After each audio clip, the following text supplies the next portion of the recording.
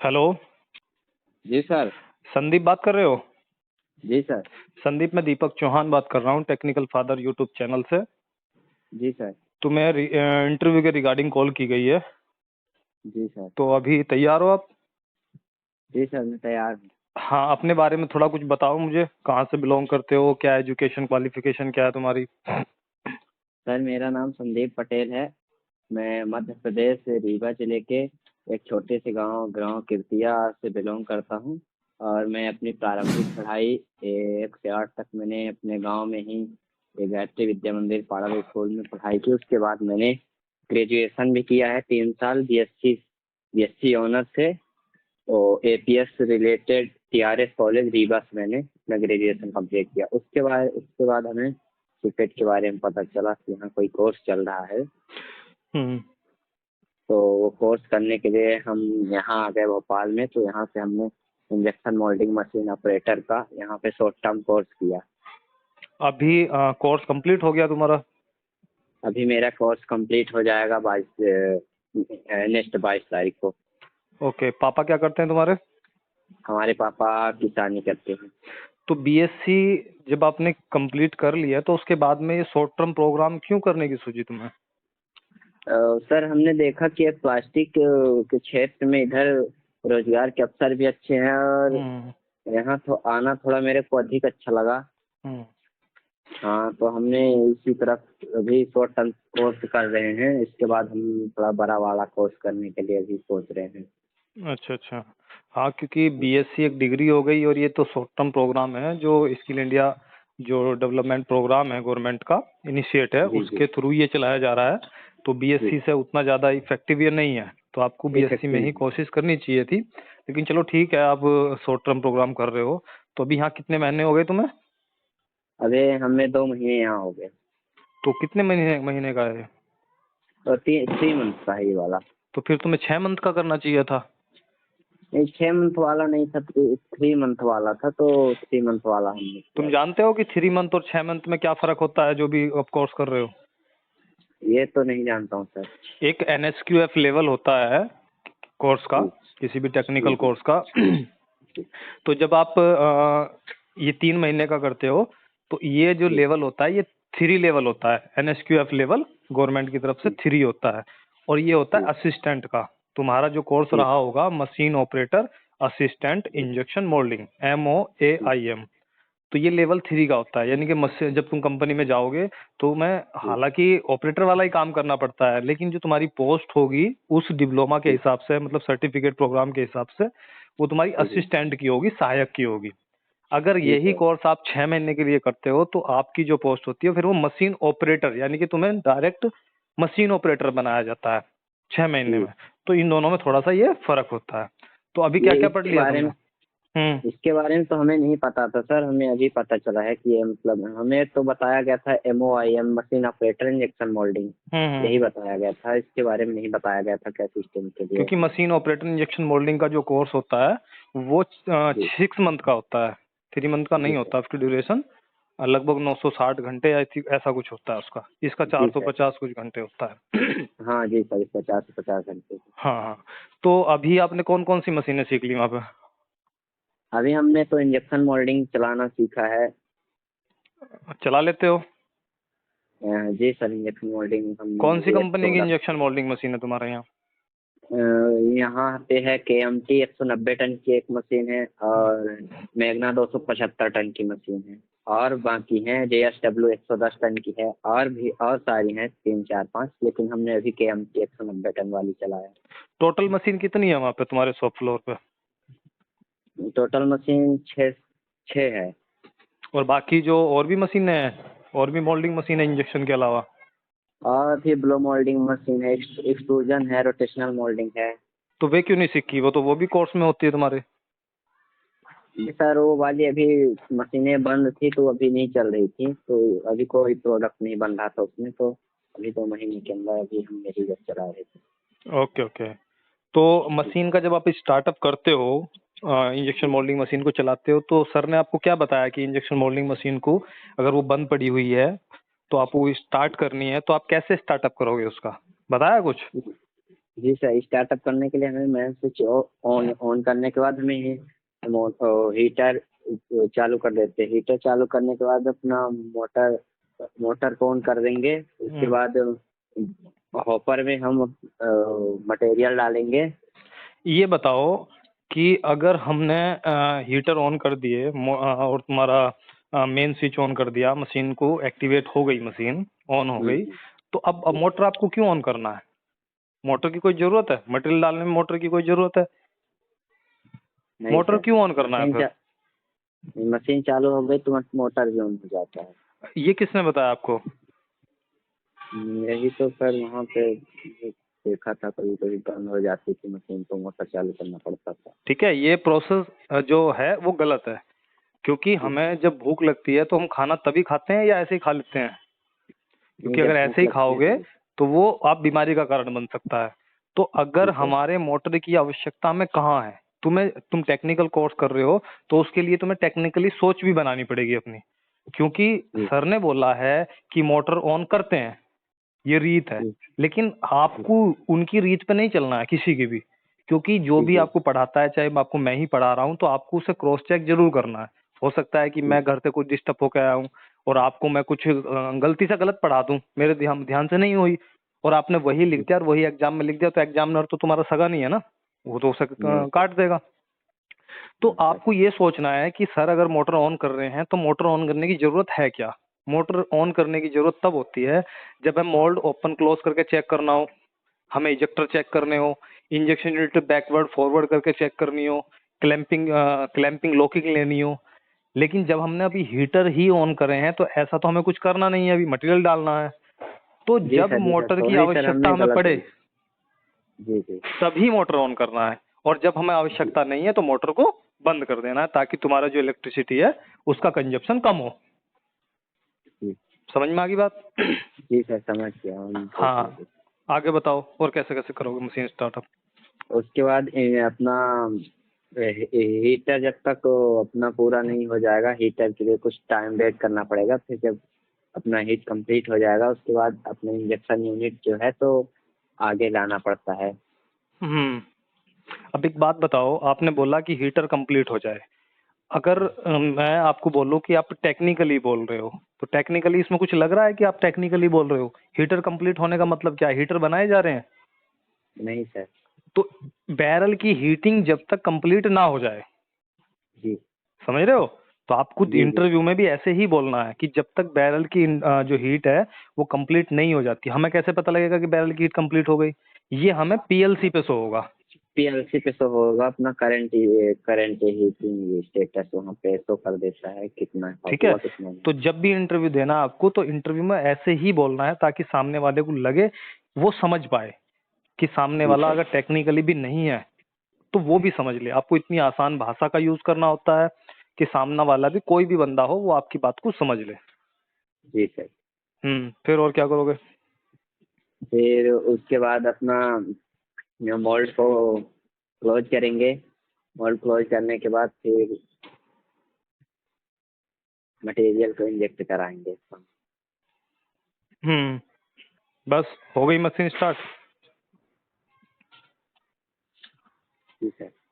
ठीक है, अब मैं जो भी आपने बताया, आपके लूप होल क्या क्या रहे हैं, इसमें आपने क्या क्या मिस्टेक करी है, मैं वो आपको बता रहा हूँ, ताकि आप उन्हें सुधार करो। अभी समय है आपके पास में 1 महीना। जी सर। ठीक है, जी जब भी हम इंडस्ट्री के अंदर जाते हैं तो आप सीपैट ना लो, सीधा इंडस्ट्री में आ जाओ, जी क्योंकि इंडस्ट्री में ही फाइनली तुम्हें काम करना है। तो जब इंडस्ट्री में तुम जाओगे और कोई भी मशीन बंद है, उसे आपको स्टार्ट करना है, तो सबसे पहले आपको क्या करना पड़ेगा?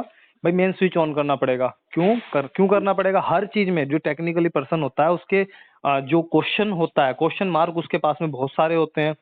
क्यों ये काम हुआ, तो क्यों? अगर आपके पास में क्यों नहीं है, वाई नहीं है, तो आप एक अच्छे इंजीनियर नहीं बन सकते हो। तो जी आपने मेन स्विच ऑन क्यों करा? क्योंकि मशीन में करंट आना जरूरी है, इलेक्ट्रिसिटी आनी जी जरूरी है, इसलिए किया। फिर आपने हीटिंग ऑन क्यों करी? सबसे पहले हीटिंग आपने ऑन इसलिए करी क्योंकि हीटिंग आने में समय लगता है। जी और जब तक आधा घंटा 25 मिनट जितना समय लगेगा, जब तक हीटिंग आएगी आपकी कंप्लीट होगी, तब तक आप बाकी काम खत्म कर लोगे, इसलिए आपने सबसे पहले हीटिंग ऑन करी। ठीक है। समझ रहे हो? तो जी सर। जैसे ही आपका आधा घंटा बचता है कि भाई हीटिंग आधे घंटे में आ जाएगी, हमारी 30 मिनट में आ जाएगी, तो उसके बाद में सबसे पहला काम करना होता है आपको 5S। समझते हो, पढ़े 5S? हाई बस जी सर। हाँ, तो 5S आप कंप्लीट करोगे तो कैसे करोगे भाई? सबसे पहले 5S में क्या होता है? हाई छटाई। प्रेस में सबसे पहले छटाई होती है। छटाई। छटाई का मतलब समझा है कि जो भी मशीन के ऊपर सामान ऐसा पड़ा हुआ है, आपके इक्विपमेंट है, औजार जो भी पड़े हुए हैं, आ- उनकी जी छटाई कर लेना। जो वहां पे जरूरी है आवश्यक उन्हें, उपकरण वहाँ हाँ, से वहीं पर रख देना, और जो आवश्यक नहीं है उन्हें वहां से उठा लेना। वहाँ से धो रहा। ठीक है। सेकंड एस क्या है? सेकेंड सेटिंग ऑर्डर, इसका क्या मतलब है? मतलब एक क्रम से व्यवस्थित करना। क्रम से व्यवस्थित करना, लेकिन कौन से? जो आपने वहां से उठाए हैं, जब आप उन्हें कहीं पर रखोगे या मशीन पर ही रखोगे, तो उन्हें तो भी उन्हें क्रम कैसे से, होने चाहिए? क्रम से व्यवस्थित वो होने चाहिए। ठीक है। थर्ड एस क्या है? तो उसे साइन। साइन मतलब? साइन मतलब चमकना, मतलब सफाई करना, एक तरीके से सफाई, एक सफाई करना। तरीके ठीक है, से क्लीनिंग वगैरह। सफाई। जी। तीसरा, चौथा। ये चौथा स्टैंडर्डाइज। ठीक है। स्टैंडर्डाइज में क्या होता है? इसका मतलब होता है मानकीकरण करना। भाई मानक का मतलब क्या है? मैंने बोला कि आपके मध्य प्रदेश की जो पुलिस है, उसके लिए आपको जाना है। ठीक है, जी वहां पर सिलेक्शन हो रहा है। तो उन्होंने बोला, आपने बोला कि मेरी हाइट चल जाएगी। तो तुम्हारी हाइट कैसे चलेगी? भाई किसी को पता है तुम लंबे हो या छोटे हो? किसी को नहीं पता। अगर आपके सामने में कोई ऐसा व्यक्ति खड़ा कर दूं जो तुमसे लंबा है, तो तुम क्या हो? छोटे हो। मैं छोटा हूँ, और जब मैं तुमसे छोटा खड़ा कर दूंगा तो तुम क्या हो? बड़े हो। बड़ा। तो तुम छोटे हो या बड़े हो, इसका पता कैसे लगता है? मानक से। भाई मुझे ये बताओ कि मैं किससे बड़ा हूं और किससे छोटा हूं। हाँ, जैसे यूपी पुलिस हो गई तो उसमें मांगते हैं कि भाई 1,68 हाइट होनी चाहिए। 1,68 से जो नीचे हैं वो छोटे हो गए, और जो 1,68 से ज्यादा है वो बड़े हो गए। तो ये मानक जो होता है, जो कंपनी में स्टैंडर्ड बनाए जाते हैं कि आपको जो काम करना है वो इन स्टैंडर्ड या मानकों के अनुसार ही काम करना है। मशीन पर लगा होता है कि ब्लैक स्पॉट इतने एमएम का चलेगा, इससे ज्यादा एमएम का नहीं चलेगा। नहीं चलेगा। तो ये क्या है? स्टैंडर्ड है। स्टैंडर्ड बना दिए गए हर चीज के। उसके बाद में जी। लास्ट टेस्ट क्या आता है? उसके बाद सस्टेन। सस्टेन। सस्टेन का मतलब होता है चीजों को बनाए रखना। ठीक है। यानी कि जॉब मिल गई, आसान है, ठीक है, चलो भाई जॉब आपको मिल गई, लेकिन जॉब पर बने रहना वो थोड़ा मुश्किल काम होता है। तो सस्टेन का मतलब आपने रूल बना लिए कि मैं सुबह उठूंगा, मैं ये करूंगा, मैं पढ़ाई करूंगा, ये सारे मानक तुमने तैयार कर लिए, लेकिन सबसे ज्यादा मुश्किल काम क्या है? भाई टाइम टेबल तो कोई भी बना लेगा। सबसे ज्यादा उसको मुश्किल फॉलो काम होता है करना। उसे फॉलो करना। तो उसी का मतलब है सस्टेन, बनाए रखना। समझ में आया 5S? जी सर। हाँ, उसके बाद में 5S आपने कर लिए। उधर हीटिंग का काम चल रहा है, हीटिंग आ रही है अपनी धीरे धीरे। नेक्स्ट जो तुम्हारा काम होता है वो होता है मटेरियल को चेक करना। मटेरियल में क्या क्या चेक करना होता है? कि जो पार्ट आप बनाने जा रहे हो वो मटेरियल उसी पार्ट के अकॉर्डिंग होना चाहिए, पहला पॉइंट।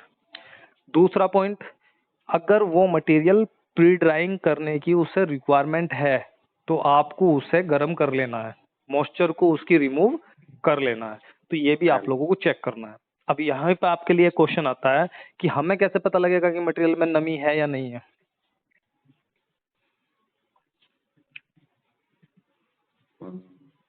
बताओ। सॉरी सर, ये हमें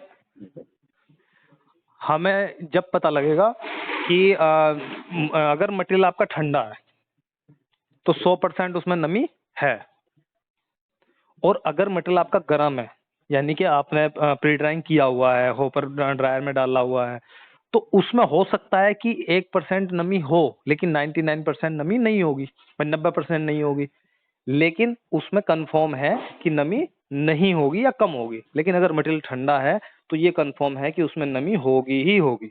तो मटेरियल को आपको कैसा चलाना है? गर्म चलाना है। गरम। ये सारी चीजें होगी। मटेरियल मिक्स नहीं होना चाहिए। मटेरियल मिक्सिंग की प्रॉब्लम, और पार्ट जो बना रहे हो उसका, और जो पार्ट का मटेरियल हॉपर में पड़ा है, ये दोनों कई बार चेंज हो जाते हैं, और ये इंडस्ट्री के अंदर बहुत प्रॉब्लम आती है ये वाली, मटेरियल मिक्सिंग की।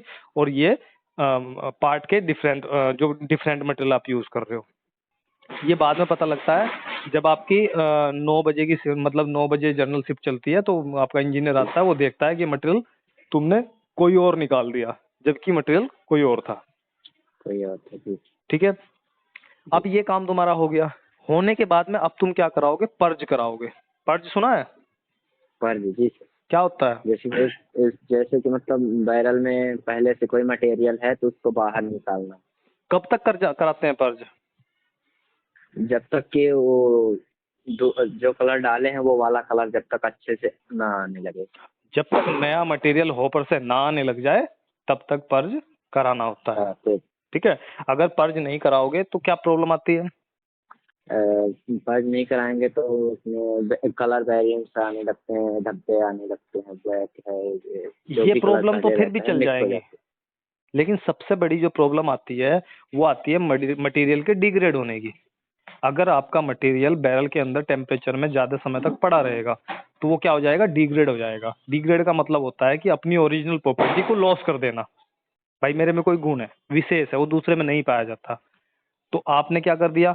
अगर उसे ज्यादा टेम्परेचर दे दिया मटेरियल को, तो वो क्या हो जाएगा? उसका मटेरियल डिग्रेड हो गया, उसने अपनी जो प्रॉपर्टी है ओरिजिनल वो लॉस कर दी। समझ रहे हो? हैं। तो जी उसका जी सर मतलब जी। होता है डिग्रेड करना। तो जब भी आपको मशीन को ऑपरेट करना है तो आपको क्या करना है? पर्ज करके ही मटेरियल को यूज करना है, जी इंजेक्शन जो कराना है। अब आपने पर्ज करा लिया। पर्ज कराने के बाद में आप क्या करते हो? चार्जिंग करते हो। जी। ठीक है, चार्जिंग का मतलब क्या होता है? रिफिलिंग चार्जिंग क्या होती है? चार्जिंग का मतलब है स्क्रू अपना रोटेट करेगा, वो मटेरियल को मेल्ट करेगा। बस ये मतलब होता है। किसने सिखाया?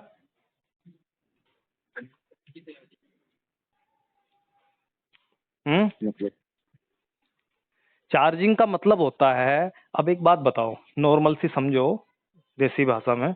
अगर आपका मोबाइल है 100% चार्ज है और वो 0% पे चला गया, तो अब क्या जी करोगे आप? 0% चला गया तो अब उसको चार्ज में लगाएंगे, उसको चार्ज चार्जिंग करोगे ना करेंगे। उसे। जी तो उस मोबाइल के अंदर से कोई चीज गायब हो गई तो उस चीज को तुम दोबारा डाल रहे हो। भाई जो बैटरी का एक तरीके से चार्जिंग थी, जो बैटरी के अंदर का करंट था वो क्या चला गया? खत्म हो गया। तो तुमने जी उसे दोबारा डाला। तो जब हम चार्जिंग का मतलब हम क्या देख रहे हैं कि बैरल के अंदर जब हम इंजेक्शन कराने के लिए जो मटेरियल हमने सेलेक्ट किया था, भाई इतने ग्राम है, इतने इतने ग्राम है या उतने ग्राम है, वो मटेरियल जब हमारा खत्म हो गया तो अब हमें दोबारा अगले शॉट के लिए चार्जिंग करने की जरूरत पड़ेगी। जी। जब वो शॉट लग जाएगा तो वो मटेरियल कहाँ चला अगले शॉट जाएगा? की तैयारी के लिए अगले शॉट की चार्जिंग करते तैयारी के लिए हमें मटेरियल की रिकवरी करनी पड़ती हैं, है रिकवरी होपर करनी से। पड़ती है। जी, उसे ही हम क्या बोलते हैं? चार्जिंग बोलते हैं। चार्जिंग।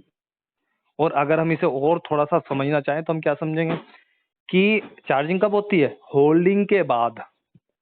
होल्डिंग के बाद चार्जिंग। और कब? कूलिंग के समय पे चार्जिंग को कंप्लीट किया जाता है। और ये दोनों काम एक ही साथ होते हैं, कूलिंग और चार्जिंग। ये क्वेश्चन आता है कि कूलिंग और जी चार्जिंग जो है, कूलिंग के साथ में कौन सा दूसरा काम एक साथ होता है? तो चार्जिंग होल्डिंग। साथ में होती है। और इनमें कम समय किसका होता है? चार्जिंग का। कूलिंग टाइम ज्यादा होता है हमेशा और चार्जिंग टाइम कम होता है। जी अगर ऐसा नहीं होगा तो क्या होगा? जैसे ही कूलिंग खत्म होती है तो तुमने देखा होगा कि मोल्ड खुल जाता है कूलिंग खत्म होते ही। तो अगर आपका कूलिंग टाइम कम होगा, चार्जिंग टाइम ज्यादा होगा, तो जैसे ही मोल्ड खुल जाएगा तो मटेरियल नीचे गिरना स्टार्ट हो जाएगा। तो इसीलिए कूलिंग टाइम ज्यादा रखा जाता है और चार्जिंग टाइम कम रखा जाता है हाँ। हमेशा। तो चार्जिंग करा ली तुमने। चार्जिंग कराने के जी बाद में अब आपने क्या कर लेना है? मोल्ड को क्लोज कर लेना है। मोल्ड को क्लोज करने के बाद में जो तुम्हारी इंजेक्शन यूनिट है उसे अब आप आगे लेके जाओगे और आगे ले जाके उसे कहाँ से टच करा दोगे? स्क्रू बुश से। इस रोबोट से। ठीक है, टच करा दिया। टच कराने के बाद में अब आप क्या करोगे? सेमी ऑटोमेटिक का एक की होती है, उसमें बटन होता है, उसे आप जी प्रेस करोगे, उसे दबाओगे और आपकी जो साइकिल है वो मोल्डिंग साइकिल स्टार्ट हो जाएगी। जी उससे भी पहले जब हमारी हीटिंग आ रही थी उस समय पे हमें एक काम और कर लेना है, मोल्ड को चेक कर लेना है।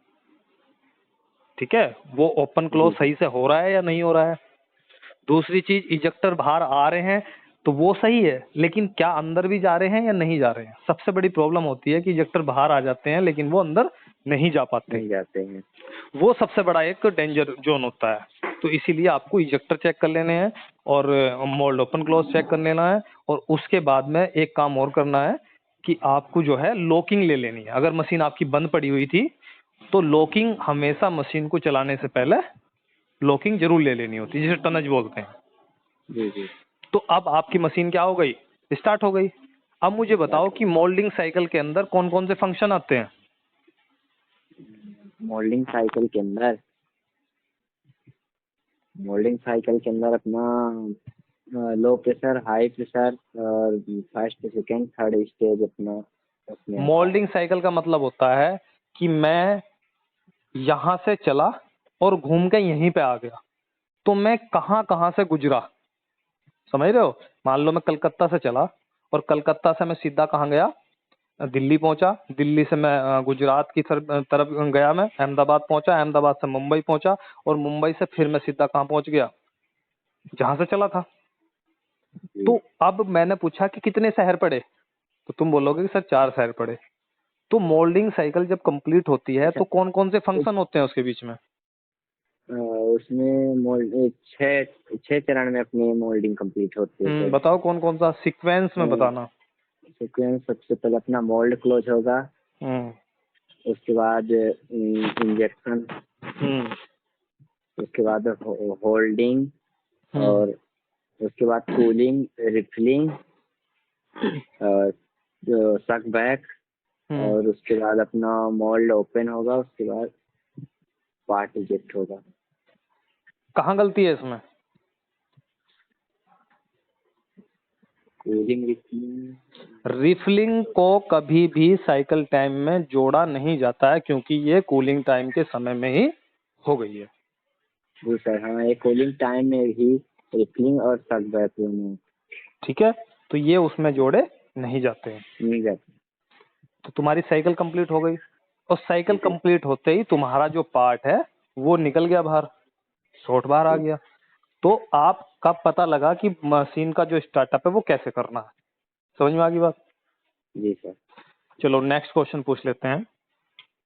जो मशीन होती है उसमें आपने बोला कि हमारे यहाँ इतने टन की मशीन है, तो इस टन का मतलब क्या है? स्टन का मतलब है कि अपना जो क्लैंपिंग फोर्स है, हम्म तो 190 टन तक का जो है, तो उसका दबाव जो बना के रख सकती है। ठीक है, ये क्लैंपिंग फोर्स होता क्या है? क्लैंपिंग फोर्स होता है, ये मोल्ड पे अपना एक बल बना के रखती है, दबाव बना के रखती है, क्यों? जिससे अपना मोल्ड हो, ताकि मोल्ड ओपन ना हो। तो मोल्ड तो ओपन करना और ही, हम पार्ट कैसे निकाल और लेंगे फिर? इंजेक्शन प्रेशर, ताकि इधर से हमारे अपना इंजेक्शन प्रेशर अगर देंगे, ताकि अपना जो पार्ट है पूरी अच्छी तरह से वहां तक पहुंच जाए रनर तुम्हें के थ्रू। प्रोसेसिंग कौन से सर पढ़ाते हैं? प्रोसेस कौन से, सुशील? भी सर का तो नाम नहीं पता है, अभी नई नए सर आए हैं। अच्छा अच्छा। तो क्लैंपिंग फोर्स का मतलब होता है कि इंजेक्शन के दौरान, ठीक है, जी इंजेक्शन के दौरान क्लैंपिंग यूनिट द्वारा मोल्ड पर एक बल लगाया जाता है या फोर्स अप्लाई किया जाता है, ताकि जब मोल्ड के अंदर कैविटी प्रेशर जनरेट होगा तो जी। वो क्या करेगा, उसे न्यूट्रल किया जा सके, ताकि मोल्ड खुल ना जाए। उसके लिए हम क्लैंपिंग फोर्स का यूज करते हैं। तो यूज करते हैं। जी समझ में आ गई बात? जी सर। हीटर कौन से यूज होते हैं? हीटर, इसमें बैंड हीटर में माइका, सिरेमिक, ये दो हीटर तो भी यूज करते बैंड हीटर का मतलब क्या है? बैंड हीटर क्यों यूज करते हैं? इनका क्या फायदा? हैं। बैंड हीटर, कोई क्योंकि नहीं, अपना सोचना। बैरल जो है तो अपना गोल गोल रहता है, तो इसलिए बैंड हीटर लगाते हैं, ताकि वो पूरी तरह से एकदम नहीं, फ्री पहले तो दिखे। बैंड हीटर नहीं लगते थे, तो बाद में लगने शुरू हुए। इसके बारे में नहीं पता सर। कोई नहीं, पढ़ना इसके बारे में, या पूछना सर से कि बैंड हीटर ही क्यों यूज होते हैं, इनके फायदे क्या हैं। ठीक है। जी सर। जो इसका हीटिंग सिस्टम होता है उसके बारे में कुछ पता है?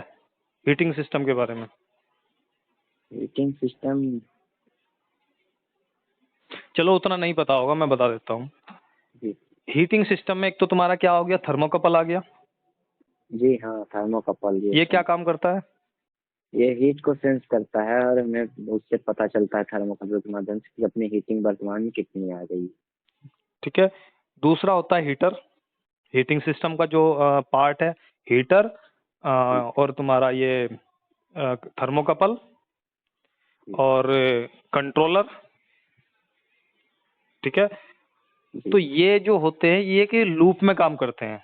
लूप में कैसे काम करते हैं कि हीटर को जब इलेक्ट्रिसिटी पहुंची तो हीटर में जैसे ही आप करंट देते रहोगे तो वो गर्म होता रहेगा, और गर्म होगा तो उसे कंट्रोल करने के लिए, उसकी हीट को कंट्रोल करने के लिए थर्मोकपल लगाए हैं। तो थर्मोकपल क्या करेंगे, सेंस करेंगे और कंट्रोलर को बताएंगे। तो जो आपने पीएलसी में सेट किया हुआ है कि 280 टेम्परेचर है और उसे 20 की टॉलरेंस में जाएगा अभी, जी तो थर्मोकपल उसे किसे बताएगा, कंट्रोलर को बताएगा। कंट्रोलर को। तो कंट्रोलर क्या करेगा, उससे हीटर को तुरंत बंद कर देगा। तुम्हें जी मशीन पे देखना एक कट कट की आवाज आती रहती है, कट कट कट कट। हाँ जी सर। ठीक है, वो क्या होता है, वो हीटर बंद होते रहते हैं और हीटर ऑन होते रहते हैं ताकि बैरल का टेम्परेचर मेंटेन बना रहे, ना कम जाए ना ज्यादा जाए, और वो टॉलरेंस में बना रहे। समझ में आ गया कैसे काम करता है? जी सर। ठीक है। अब मुझे ये बताओ, स्क्रू में कितने जोन होते हैं? स्क्रू में अपना 3 जोन होता है। फीड जोन होता है और कंप्रेशन जोन होता है और एक मेल्टिंग जोन होता है, मेटरिंग जोन। ये किधर से किधर की साइड को बताया तुमने? अपना फीड जोन जो है तो होपर के नीचे से होता है, फिर उसके उसके बाद अपना कंप्रेशन जोन होता है और सबसे आगे अपना मेटरिंग जोन होता है। इनके कुछ काम पढ़ाए हैं कभी सर ने, क्या क्या काम होता जी है? मतलब फीड जोन में अपना है जो हीट है तो वहाँ पे कम रहता है।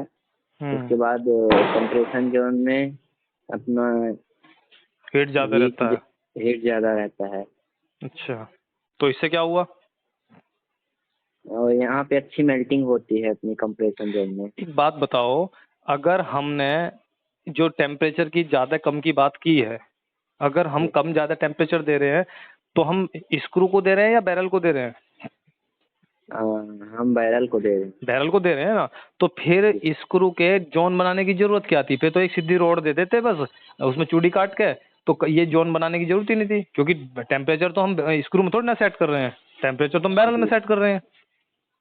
जी लॉजिक समझ में आया? जी सर। हाँ, तो इसका मतलब इन जोन का काम टेम्परेचर से कोई लेना देना इनका नहीं है बैरल वाले से। हाँ, अंदर जी की सर। जो स्ट्रक्चर है उसका लेना देना है, टेम्परेचर सही है, लेकिन बैरल के जी टेम्परेचर से नहीं है। जी ठीक है, कभी होगी फुर्सत तो मैं बताऊंगा इस बारे में। जी। प्लास्टिक के बारे में क्या क्या पढ़ा है? प्लास्टिक के बारे में हमने प्लास्टिक का मेल्टिंग पॉइंट और इनके what is process. Plastic? Plastic क्या होता है? प्लास्टिक 2 प्रकार के अपने होते हैं, थर्मोप्लास्टिक होता है, थर्मोसेट प्लास्टिक होते हैं। मैंने तो नेचुरल भी पढ़ा है। स्टार्च क्या है? नेचुरल। नेचुरल है। जी रबड़ क्या है? ब्यूनास रबड़ और ये भी नहीं सर। नेचुरल है। और तुम बता रहे हो कि दो ही टाइप के होते हैं, मैंने तो और भी पढ़े हैं। बताओ बताओ, आगे बताओ चलो।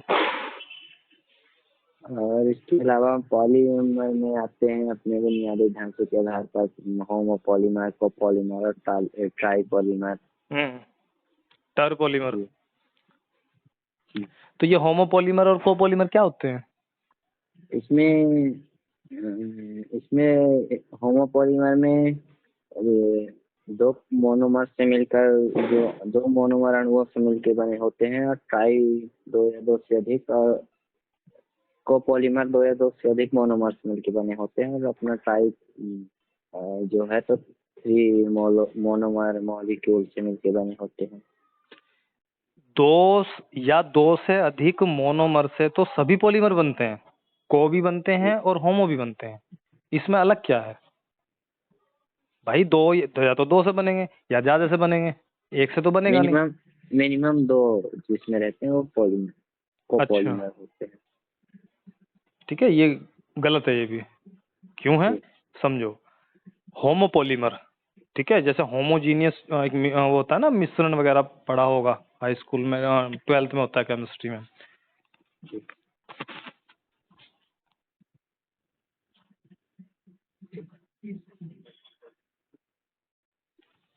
तो होमो का मतलब होता है कि जब दो या दो से अधिक समान मोनोमर, याद रखना, समान मोनोमर मिलकर एक बड़े यौगिक का निर्माण करते हैं या पॉलीमर का निर्माण करते हैं, तो उसे हम क्या बोलते हैं? होमोपोलीमर। और यहाँ पे एक चीज चेंज हो जाएगी, असमान मोनोमर, उधर समान मोनोमर, इधर असमान मोनोमर। यस समान। बस ये याद रखना है, जी। ये डिफरेंस होता है। और थर्मोप्लास्टिक, थर्मो सेट, ये क्या होते हैं? थर्मोप्लास्टिक, इस प्लास्टिक को हम रिसाइकल कर सकते हैं, और थर्मोसेट प्लास्टिक को हम एक बार बनाने के बाद उसे दोबारा रिसाइकल नहीं कर सकते हैं। क्यों, ऐसा क्या होता है? ऐसा इसलिए होता है क्योंकि थर्मोसेट एक बार अगर उसको हम सांचे में ढाल लिए तो उसके बाद वो सीधा जल जाता है। जल जाता है, ठीक है, इसके बारे में भी थोड़ा पढ़ना कि ऐसा क्यों होता है, ठीक है। और थर्मोप्लास्टिक के कुछ एग्जाम्पल मुझे बताओगे? थर्मोप्लास्टिक में अपना पीपी हो गया, फुल फॉर्म सहित एलजीपी, बताओ, फुल फॉर्म सहित। पॉलीप्रोपिलीन हो गया, और हाई डेंसिटी पॉलीथिलीन हो गया, अपना पीवीसी हो गया, ये अपने थर्मोप्लास्टिक। पीवीसी की full form? Polyvinyl chloride. Okay, और कोई बताओ, 10-20 नाम बताओ, और प्लास्टिक कैसे ही कितने याद है? और लो लाइन डेंसिटी पॉलीथिलीन हो, high molecules high density polyethylene हो गया, और एबीएस हो गया, एबीएस की full form? Acrylo nitrile butadiene styrene, और सेलुलोज एसीटेट, सेलुलोज ये कौन है जो नाइट्रेट। पड़ोस में हेल्प कर रहा है तुम्हारी? यहाँ दोस्त लोग बैठे हैं इधर। अच्छा, ये हेल्प करवा रहे तुम्हारी? चलो, हेल्प अच्छी नहीं बात है। करवा रहे सर, हम बैठे हैं, वो आपस अच्छा में अच्छा। बातचीत कर रहे थे। पम्मा की फुल फॉर्म बताओ। हैं? पम्मा? अम्मा, पॉलीमिथाइल मेथा एक्रिलोनोन। ठीक है, इसमें भी बच्चे बहुत गलती करते हैं।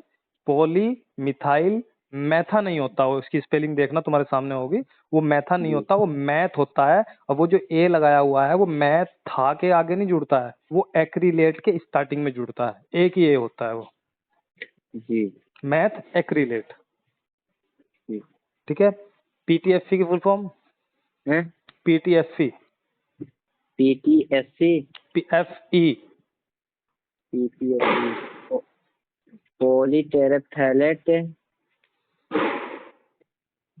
सॉरी कोई सर, नहीं, इसके बारे में कोई नहीं, भूल पढ़ गया मैं। लेना। जो पीसी का नाम सुना है? पॉलीकार्बोनेट, जी सर। हाँ, इसके मोनोमर पता है? मोनोमर नहीं पता था। ठीक है, इसके मोनोमर बहुत पूछे जाते हैं, उसके बारे में पढ़ना। इसके बाद में आता है आपका पीसी का प्री ड्राइंग टेम्परेचर क्या होता है? पीसी का फिर इसका होता है 120 डिग्री सेल्सियस होता है कितने प्री घंटे ड्राइंग के लिए रखते टेम्परेचर। हैं? हम इसको सर 2 से 3 घंटे रखते हैं। ठीक है, ये भी गलत है। हमेशा 3 से 4 घंटे से नीचे कोई नहीं होता है। 3 से घंटे जी कभी कम नहीं बोलना होता। जी मिनिमम 3 तो रहेगा ही रहेगा। जी। प्री ड्राइंग टाइम और प्री ड्राइंग टेम्परेचर क्या होते हैं दोनों? प्री ड्राइंग टेम्परेचर जिसमें अपना वो मटेरियल सूखता है, वो प्री ड्राइंग टेम्परेचर होता है। सूखता है? जिस टेम्परेचर पे सूखता है नमी को। ठीक है, इसकी डेफिनेशन भी सही से पढ़ना। जिस टेम्परेचर पर जो प्लास्टिक मटेरियल होता है उसकी नमी को दूर किया जाता है, मॉइस्चर को रिमूव किया जाता है, जी। ठीक है, उसे हम क्या बोलते हैं? प्री ड्राइंग टेम्परेचर प्री बोलते हैं। Drawing temperature. और जितने समय के लिए किया जाता है उसे प्री ड्राइंग टाइम बोलते हैं, सिंपल। जी। ठीक है, कौन से मटेरियल ऐसे होते हैं जो मॉइस्चर को एब्जॉर्ब करते हैं, और कौन से ऐसे होते हैं जो मॉइस्चर को एब्जॉर्ब नहीं करते, सोखते ही नहीं है? मॉइस्चर को सोखने वाले अपना हो गया सेलुलोज एसीटेट हो गया, नहीं, या वो नमी को कैटेगरी बतानी है कि कौन कौन से मटेरियल है। 2 कैटेगरी बनी हुई है, मैंने शायद किसी वीडियो में यूट्यूब पे पढ़ाया हुआ है इसके बारे में। ठीक है, एक बार सर चेक कर इसके बारे लेना। में नहीं पता। जी। कैविटी प्रेशर सुना है? कैविटी प्रेशर, थर्मोसेट मटेरियल के नाम बताओ जरा चार। Urea, formaldehyde, melamine, epoxy resin melamine क्या? और मेलामाइन फॉर्मेल्डिहाइड। जी, और फिनॉल फॉर्मल्डिहाइड। Phenol formaldehyde. जो आपका फिनॉल फॉर्मेल्डिहाइड है, इसका ट्रेड नाम क्या है? ट्रेड नाम क्या है फिनॉल फॉर्मेल्डिहाइड का? ट्रेड नाम समझते हो? मार्केट में किस नाम जी, से मिलता है? मार्केट जी सर, इसका तो नहीं पता था। कोई नहीं, पढ़ना इसके बारे में भी थोड़ा सा। पीएलसी की full form? Programmable logical controller. Tie bar कितनी होती है? 4 टाई बार। कितने तरीके के ऑपरेशन होते हैं इंजेक्शन मोल्डिंग में? फुल्ली ऑटोमेटिक में? मतलब नहीं समझ पाया था। जो मशीन को ऑपरेट करते हैं वो कितने फंक्शन होते हैं, कितने उसमें एक तरीके से मोड होते हैं? जैसे तुमने देखा होगा कि सेटिंग मोड है। जैसे अपना मैनुअल में और सेमी ऑटो, फुल्ली ऑटो। कितने होते हैं? 4 होते हैं, 5 होते हैं? 3। सकबैक क्या होता है? सकबैक डूलिंग को रोकने के लिए सकबैक दिया जाता है। ये तो हमने ये बताया कि सकबैक दिया क्यों जाता है, हमने पूछा कि सकबैक होता क्या है, इसे कैसे डिफाइन करेंगे हम? सकबैक अपने स्क्रू को बिना रोटेट किए पीछे की तरफ ले आना हो सकबैक होता है। कब? कभी भी नहीं, जब अपना मोल्ड खुलता है उसके पश्चात, जब रिफिलिंग होती है उसके बाद। रिफिलिंग के बाद। ठीक है, 2 तरीके के सकबैक आप देख सकते हो, आफ्टर रिफिलिंग और बिफोर रिफिलिंग। ठीक है, बैक प्रेशर क्या होता है? बैक प्रेशर अपने इस नंबर ऑफ रोटेशन को बढ़ाने के लिए बैक प्रेशर देते हैं, उससे अच्छी मेल्टिंग के लिए। नंबर ऑफ रोटेशन को बढ़ाने के लिए। जी ओके। एक आपने एनआरवी का नाम सुना है? जी सर, एनर्जी क्या नॉन होता है? Return ball, non return ball होता है। ये अपने मेल्ट मटेरियल को पीछे आने से रोकता है। जो ओके। अपना इसको 3 वर्ड में आपको बता रहा हूँ, शॉर्ट वेट, शॉर्ट साइज और शॉर्ट कैपेसिटी। इनमें क्या क्या डिफरेंस है? Short weight, short size, short capacity. Short capacity मतलब अपना इंजेक्शन में कितने कितने ग्राम तक अपना प्रोडक्ट बना सकती है, वो अपना हो गया शॉर्ट कैपेसिटी। मैक्सिमम। कितने मैक्सिमम जितनी उसकी क्षमता है बनाने की, वो अपना मैक्सिमम। और प्रोडक्ट नहीं, कैपेसिटी हो गया। प्रोडक्ट नहीं, और कितने मैक्सिमम ग्राम का शॉर्ट लगा सकती है। जी। और शॉर्ट साइज हो गया कि जितने ग्राम का अपना प्रोडक्ट बन रहा है वो शॉर्ट साइज हो गया। जितने ग्राम का बन रहा है शॉर्ट साइज। मुझे एक बात बताओ, कभी आप जब कपड़े की लेंथ नापते हो तो किलो में नापते हो? नहीं। तो फिर तुम शॉर्ट साइज, साइज का मतलब क्या है? किलो से तो कोई लेना देना नहीं, साइज तो एक आकार हो गया ना, साइज हो गया। जी। तो फिर आप ये कैसे बोल रहे हो कि ग्राम में नापते हैं? तो ग्राम और साइज का तो अलग अलग है। एमएम में होता है।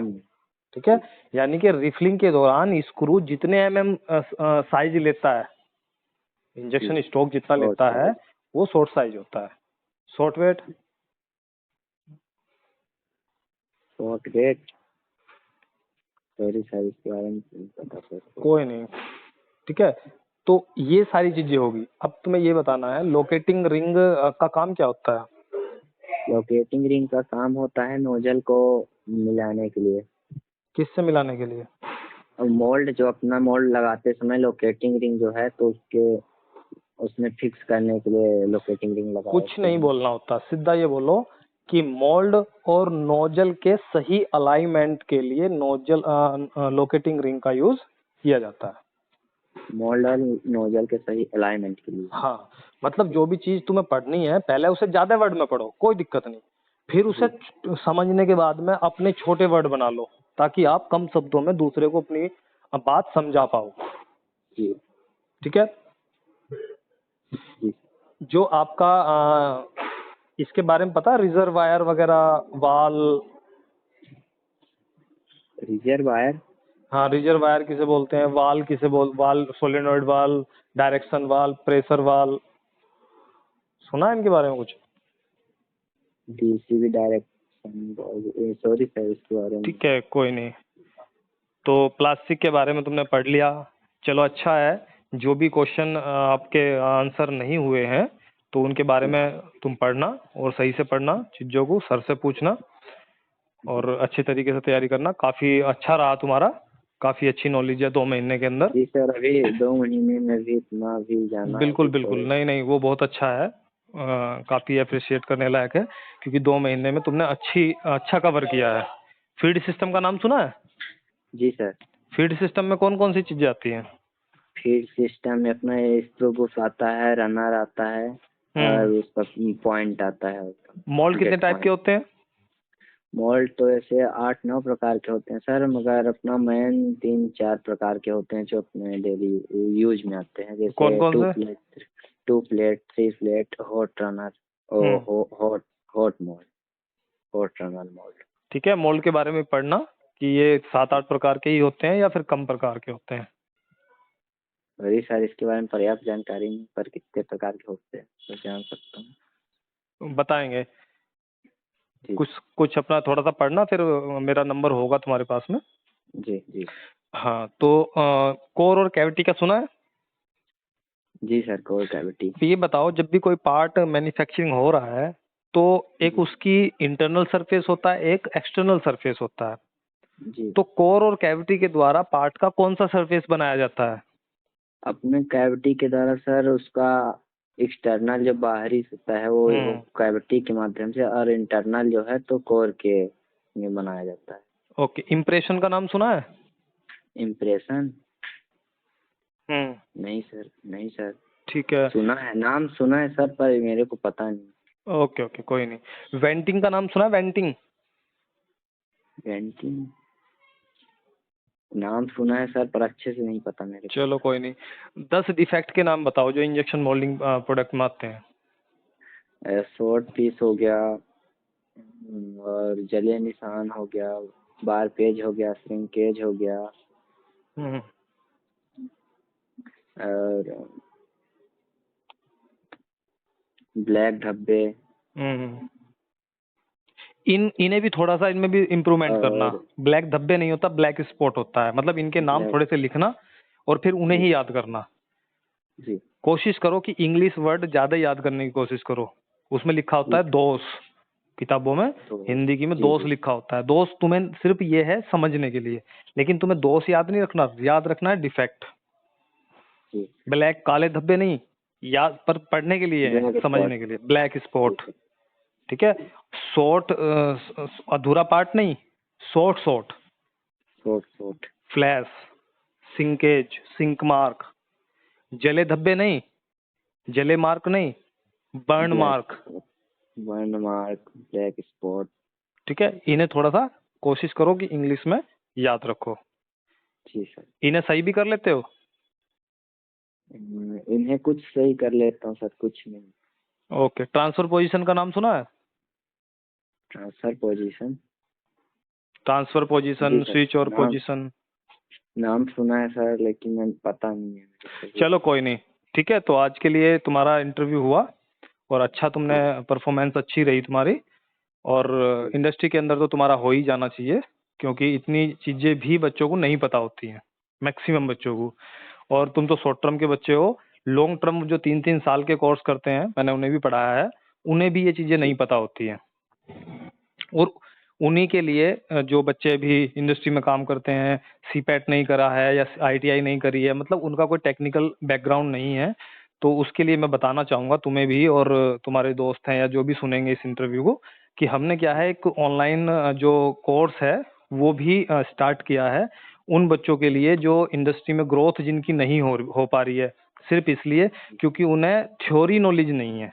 प्रैक्टिकली वो जानते हैं, लेकिन कोई चीज़ क्यों हो रही है, वो काले धब्बे बोलते हैं, गेटिंग बोलते हैं, लोहा डालना बोलते हैं, मोल्ड लगाने को, मटेरियल डालने को माल डालना बोलते हैं। तो जब वो इंटरव्यू देने जाते हैं तो वो फेल हो जाते हैं वहाँ पर। क्यों? क्योंकि वो टेक्निकली जो लैंग्वेज है वो वहाँ पर एक्सप्लेन नहीं कर सकते उस चीज़ के लिए। तो इसीलिए हमने एक जी ऑनलाइन कोर्स जो है वो स्टार्ट किया है सभी के लिए, जो भी उसे जी करना चाहता है। और उसकी जी एक सर। नॉमिनल फीस रखी हुई है, ताकि वो जो 14-14 साल से एक इंडस्ट्री में पड़े हुए हैं, या वो अच्छी तरीके से अपनी जॉब चेंज नहीं कर पा रहे हैं, ग्रोथ नहीं कर पा रहे हैं क्योंकि वो इंटरव्यू दे नहीं पा रहे हैं, तो सभी के लिए कोर्स है। और अगर जो भी करना चाहे तो हमारे जो व्हाट्सअप नंबर है जो भी दिया जाएगा थंबनेल पे, उस पर जी आप जी रजिस्टर करा सकते हो और हमसे कांटेक्ट करके ये कोर्स आप घर बैठे ही ऑनलाइन कर सकते हो। जी सर। मुझसे कुछ पूछना है? नहीं सर, तो क्या अभी तो और पढ़ाई करना है, थोड़ा ओके इम्प्रूव ओके, करना है अपना। जी सर। ठीक ठीक, ओके चलो, okay, good thank you night. Sir. Welcome.